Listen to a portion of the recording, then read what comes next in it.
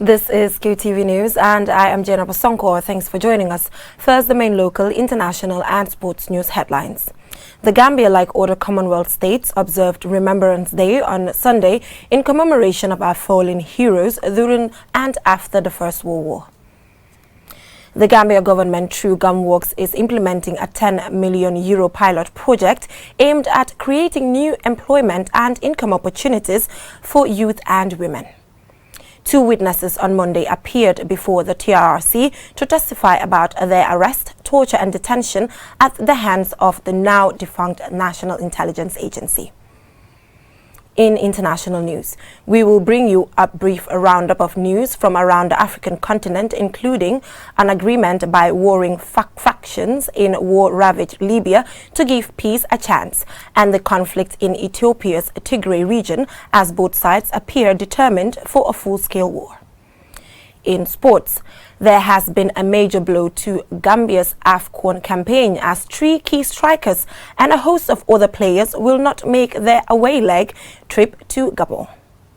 Those were the main stories, and now the news in detail. Do stay with us.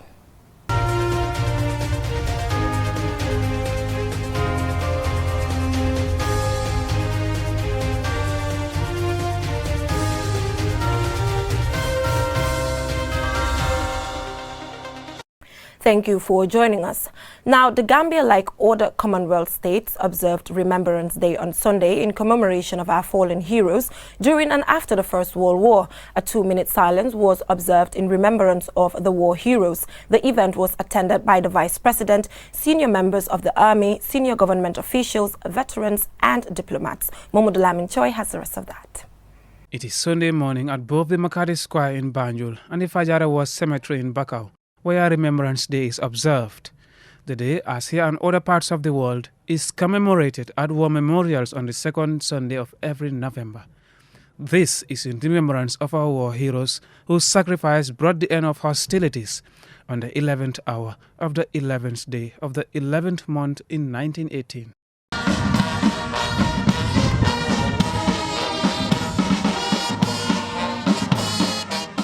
The commemoration is marked with a march past by uniformed men and women, also government officials, members of the army, members of the diplomatic corps, World War veterans, their families and other groups take turns to perform the traditional wreath-laying exercise on the war memorials in Banjul and Fajara. A 2-minute silence is also observed for the war dead. The Vice President attended the ceremony on behalf of the Gambia government, and she has the opportunity to meet and pay a tribute to the few remaining war heroes.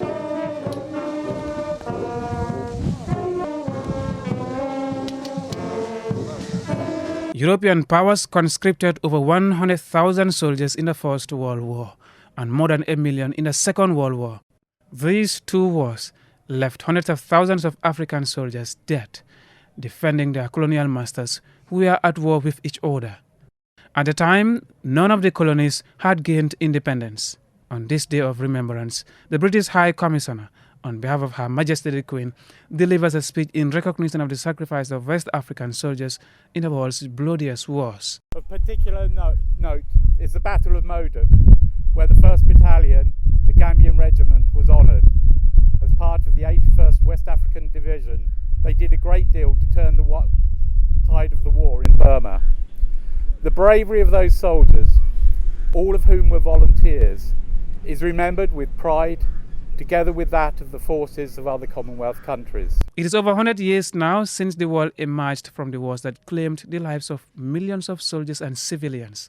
Most of the war heroes today lie in their graves, but in the words of the British poet Lawrence Binyon in his famous poem For the Fallen, I quote, "They shall grow not old, as we that are left grow old. Age shall not weary them, nor the years condemn.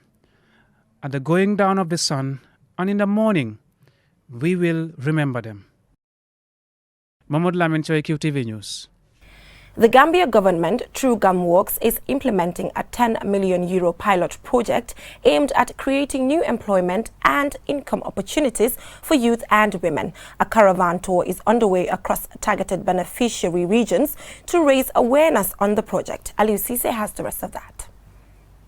After successfully completing a week-long tour of the lower and upper river regions, the caravan tour continues within the Greater Banjul area on Monday, seeking to raise awareness among and attract the attention of the public to the Gambia pilot project. The €10 million grant project is part of the Regional Stabilization and Development Fund for Financial Cooperation in ECOWAS member states, which was agreed between ECOWAS and the German Ministry for Economic Cooperation and Development. The overall objective of the Gambia pilot project is to contribute to the stability and sustainable development of the Gambia through the creation of new employment and income opportunities, especially for youth. The project is being executed and managed by the Gambia Agency for Management of Public Works, GAMWorks. The project's intervention regions are Greater Banjul area, Lower River Region and Upper River Region. In these regions, the project will empower vulnerable youth, women and migrant returnees in horticulture, poultry and fish agriculture. Umar Gay, the project's coordinator, explains how the three regions were identified for the 2-year project. Some mapping was done to look at in terms of poverty levels within the regions, and also in terms of the returnees from the back way, where they're mostly coming from, where they're returning to. So these were some of the parameters that were looked at in identifying the GBA, LR, and URR. According to Gay, the grants will cover intervention areas such as infrastructure development and rehabilitation, supply of production equipment and seed materials.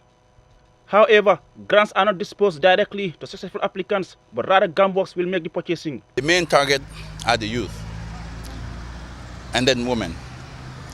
And you have to live in these geographical areas, URR, LRR, and the GBA.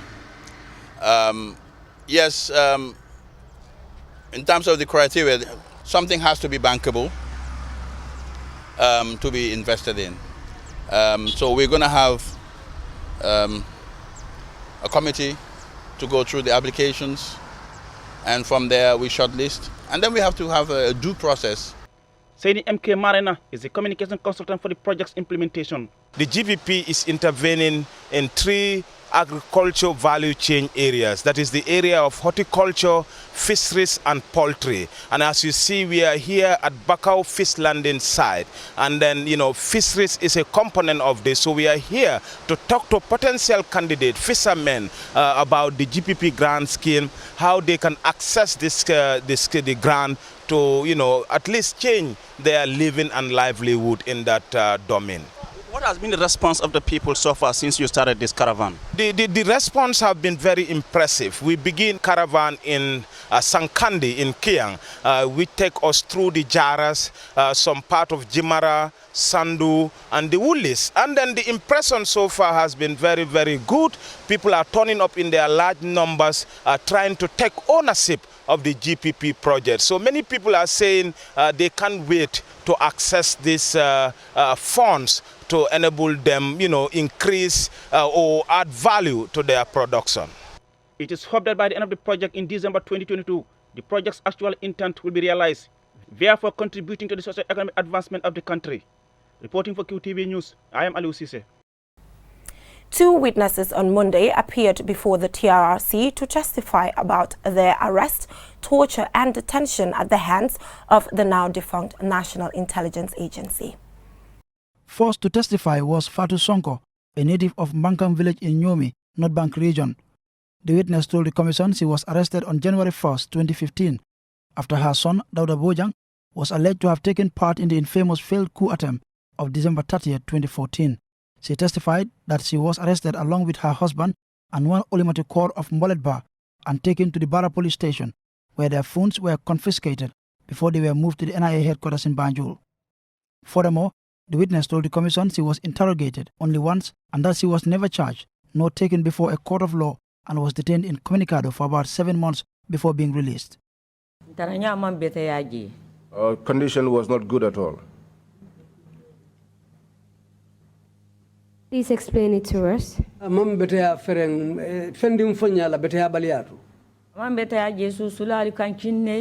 It's not good. We were bitten by mosquitoes. And And we were not also lying down on a good place.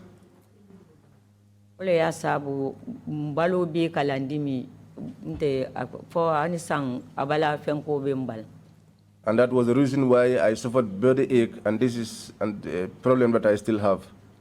Next to testify was Idris Anjai, a native of Farafenye. In his testimony, the witness told the commission he was arrested by a group of soldiers who accused him of assaulting a woman.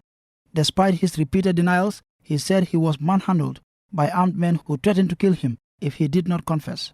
He says he was eventually transported to the NIA headquarters in Banjul, where he was allegedly subjected to several interrogations and torture sessions. When I got into the room, they told me to stand. When I stood, they told me to undress. I removed my shirt. I thought it was only that, but then they asked me to remove my trousers as well. I also removed my trousers.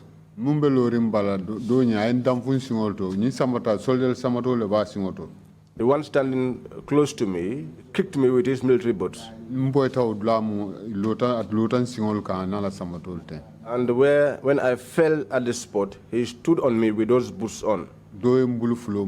One other held both of my hands. The third one had wires rolled around his hand.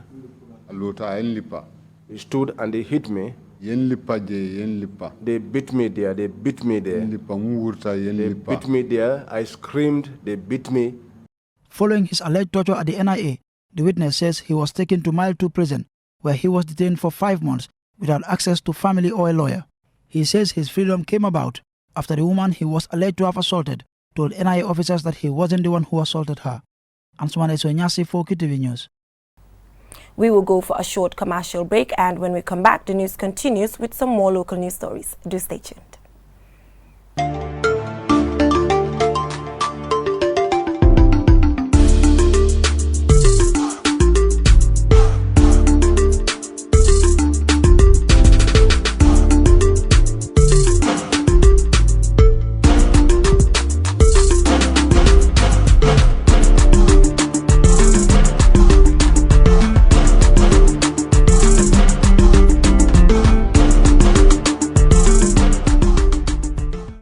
Welcome back from that short commercial break. If you're just tuning in, this is QTV News. Now, Luwaga Development Association over the weekend embarked on a malaria prevention exercise by cleansing the Birkama Health Center. The aim is to make the health center a clean environment and eradicate breeding grounds for mosquitoes. Momodu Gajaga has the rest of that. Malaria is a killer disease caused by mosquitoes. These mosquitoes breed in environments such as gutters, stagnant waters, and thick bushes. Even though the Birkama Health Center is meant to be cleaned regularly, grass has grown within the premises during the rainy season. This has created a breeding ground for mosquitoes. Mutar Sow is the president of the Luwaga Development Association. We felt that we have a quota as far as we are existing in the country. Not talk less of having an association that is formed and just towards making sure that trying to uplift the life of people, the life of Gambians. Especially in the Luwaga Association. So obviously you will know the life that you will save. WHO statistics shows that Africa is still faced with problems of malaria, and in 2018 report shows that malaria affected 228 million people, with 405,000 victims. In the Gambia, malaria is undeniably one of the most serious health concerns. According to the latest WHO data, malaria deaths in the Gambia reached 629, or 4.51% of total deaths. The death rate data shows that 39.89 persons per 100,000, which ranks Gambia 21st in the world. The use of bed nets is one of the preventive measures recommended by the WHO, especially for pregnant women and children. However, cleaning our surroundings could help in the fight against the disease. Lamin Bari, a public health officer, describes the Luwaga Association's volunteerism as a good initiative. Where everybody goes to seek treatment, to clean that environment, it is very important. It is a public place, and all public places we expect it to be like that. It doesn't stop at only hospital. All public places, if we have youth associations that will go there and clean the environment, it is very important. The Gambia has made considerable progress in the fight against malaria. The overall malaria parasite prevalence in the country is only 0.2% compared to 4% in 2011, indicating significant decline of more than 90% in all health regions of the country. Despite this significant progress, the fight against the COVID-19 pandemic has overshadowed the prevention and cure of other diseases such as malaria, as healthcare systems get overwhelmed. But the reality is, malaria remains deadlier than COVID-19. In spite of improvements made in the Gambia and elsewhere, if we wish to see malaria eradicated, we need more cleaning exercises, similar to that carried out by the Lawaga Development Association. Mumutu Kajaga, Qtv News. We will take another short commercial break, and when we come back, we will take a look at international and sports news. Do stay tuned.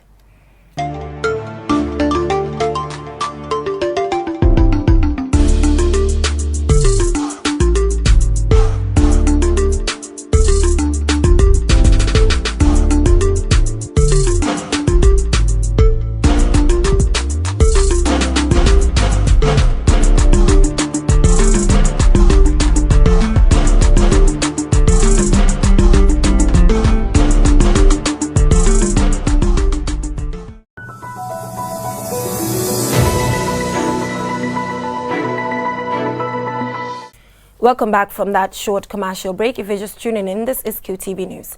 Now, in international news, here is a brief roundup of news from around the African continent. Rwanda's President Paul Kagame on Saturday, November 7th, received a delegation from DR Congo with a goodwill message from his counterpart, Felix Tshisekedi. Here is the report. According to the envoys, DR Congo President Felix Antoine Tshisekedi, who succeeded Joseph Kabila in January 2019, sent them to reaffirm the existing good ties between their two countries. The DR Congo delegation was led by Ambassador Lolo Wamisa, Ambassador at large in the office of the President of DRC. And according to a communique, they discussed with President Kagame how best to further advance the existing cooperation. A tweet from the DR Congo President's office said, the delegation also briefed President Kagame on the political situation in DRC and the political consultations being undertaken by President Tshisekedi. The visit is a good sign, as there had been times in the recent past when relations between the two countries were strained. Mahmoud Lamin Choi, QTV News. Warring factions in Libya have agreed to another attempt to bring peace to the war-ravaged North African country. More in this report. The initial meetings of what is being called the Libyan Political Dialogue Forum are scheduled to take place in Tunisia this year. Libya watchers say for the talks to be meaningful or productive, the foreign backers of the various warring sides also have a role to play. There is an air of guarded optimism around these talks as they are being conducted under the auspices of the UN. In anticipation of the Tunisia talks, Stephanie Williams, the acting head of the United Nations Support Mission in Libya, seemed to express cautious optimism that the conflict could be resolved. Stephanie Williams, who is also the UN Secretary General's acting special representative to Libya, commented after the warring sides met in the town of Garames to discuss how to implement a ceasefire agreed to in Geneva in October. This is the beginning of a process that is going to require determination, courage, confidence and a lot of work, Williams told reporters in Garames on November 4th. And what I have seen in these 2 days and what I saw in Geneva was the determination of this team to implement this agreement. Many will be cautiously optimistic as they sense we've been here before and wait to see the outcome of the face-to-face talks. Answane Sonyasi for Qtv News. There is a little sign of an amicable settlement in Ethiopia's Tigray region as both sides appear determined for a full-scale war. Here is the report. The latest casualty of the conflict is Ethiopia's army general who was sacked over the weekend. General Adem Mohammed, who had been in the post for 17 months, was relieved of his duties on Sunday with the announcement made on Twitter. Many see this as a serious matter given the increased armed conflict which seemed to escalate on Wednesday of last week. What started as a protest against the central government is now showing signs of escalating into a civil war. The UN has said if the fighting worsens, 9 million people risk being displaced. The central government has sealed all routes into Tigray, compounding any efforts to get aid into the region. The leaders of Tigray dominated Ethiopia for many years until Mr. Abiy came to power in 2018 on the back of anti-government protests and curbed their influence. Answane Sonyasi for Qtv News. Ghanaian President Akufo-Addo addressed the nation on Sunday on measures his administration has taken to curb the spread of the COVID-19 in the wake of a steep rise in cases. More in this report. This was the president's 19th televised address to the nation on COVID-19 and comes at a time when the country's active cases are showing a significant rise. As with most countries, the restrictions imposed in Ghana due to COVID-19 had been eased. In a somber tone, the president said that 3 weeks on from his previous update, the active cases had risen from 398 to 1,139 as of 6th November, with 320 deaths. He said the majority of those who died had underlying health conditions, including hypertension, diabetes, chronic liver disease, and asthma. Since the broadcast of 3 weeks prior, they have gone from an average of 25 cases per day to an average of 130 per day, all except for 2 districts in Accra accounting for the majority of cases. Greater Accra accounts for 75% of new cases. Ashanti and Bono East account for 16%. The combined other 11 regions account for 4% and international arrivals 5%. Of international passengers, 170 out of 54,000 had tested positive. In a stern tone, the president admonished, "We are letting our guard down," referencing a survey showing mask-wearing compliance down from 44% to 5%. This, he said, is simply not acceptable. He announced plans to reaffirm tracing, testing and treatment, greater public awareness and education, more vehicles for the health ministry and strict protocols at the international airport. He threatened severe sanctions against airlines flouting the rules as well as individuals who fail to wear masks in public. Mahmoud Lamin Choi, QTV News.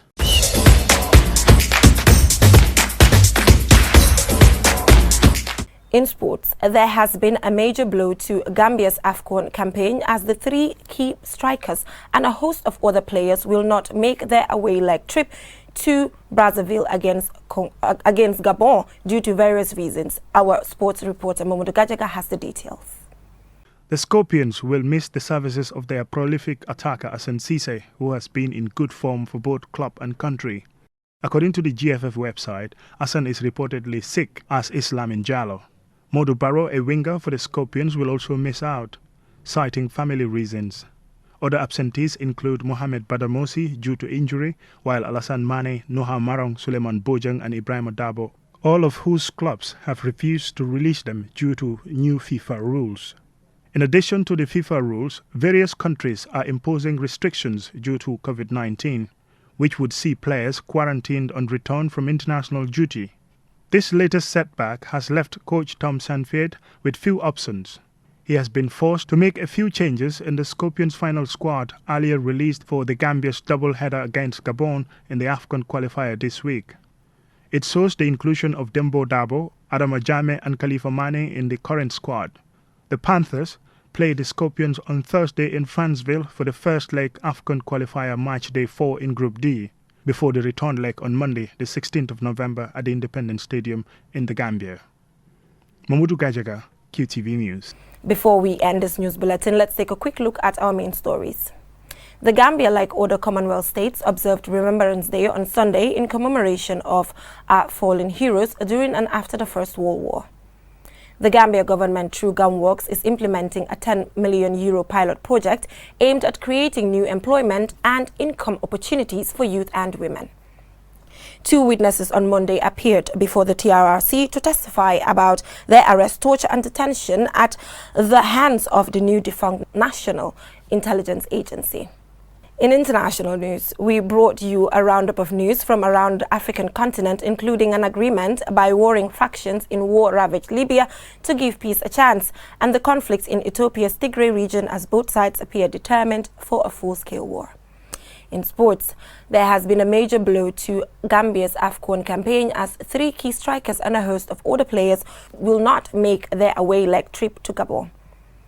And in tomorrow's bulletin, we will bring you details about what appears to be a breakthrough in getting a COVID-19 vaccine. Well, that is all we have for you in this edition of QTV News. Join us at 10 for another bulletin. Thanks for watching.